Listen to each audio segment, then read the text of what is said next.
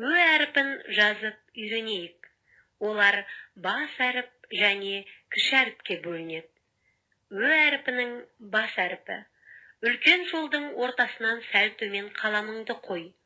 Оңнан солға қарай доға жасай отырып иеміз. Сызықты жазу жолының астыңғы сызығына тигізе, оңға қарай доға жасап, оны доға сызық арқылы бастапқы нүктемен қосамыз. Жазу жолының үстіңгі сызығын бастыра, доға сызықтар арасын қосып, белбеу сызамыз. Ө әріпінің кіші әріпі. Жазу жолының үстіңгі сызығынан сәл төмен қаламыңды қой. Оңнан солға қарай үстіңгі сызыққа тигізе, доға жасап, дөңгелете төменгі сызыққа тигізіп, бастапқы нүктемен қосамыз. Жазу жолының ортасынан доға сызықтарды қосып, белбеу сызамыз. Дәптеріңді ашып, менімен бірге Ө әріпін жаз.